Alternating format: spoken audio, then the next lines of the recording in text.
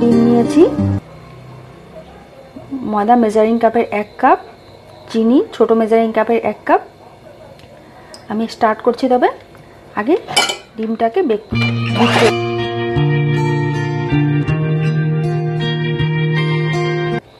একটা বিট করা হয়ে গেছে। এখন আমি এখানে দিব অল্প দুধ,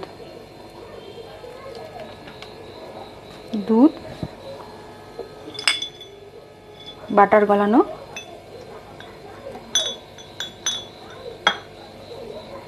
এটাকে আবার বিট করব। আমি এখন এতে অল্প অল্প করে চিনি দিয়ে দিব।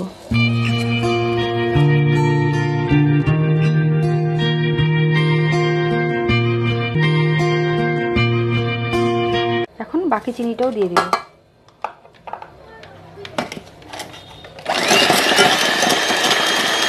আমি এখন এতে ডিমের হলুদ অংশটা দিয়ে দিব।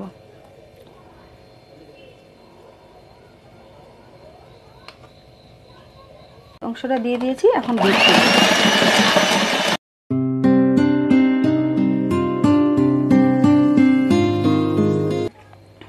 মেজারিং কাপের 1 কাপ ময়দা আর বেকিং পাউডার আর বেকিং সোডা দিয়ে দিয়েছি। 1 চামচ বেকিং পাউডার, 1/2 চামচ বেকিং সোডা, বাকি ময়দাটাও দিয়ে দিয়েছি। এটাকে ভালো করে মিক্সড করব। আমি এখন এটাকে স্প্যাচুলা দিয়ে ভালো করে মিক্সড করব।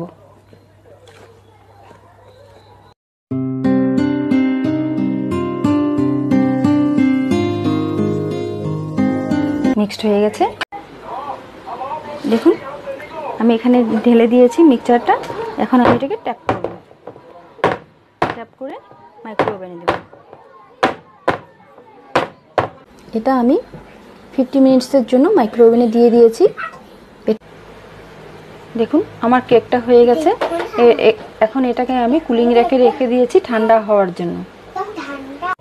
দেখুন আমি লাস্ট লেয়ারটাও একইভাবে দিয়ে দিয়েছি। এখন আমি এটাকে আইসিং দিয়ে কভার করে দিব।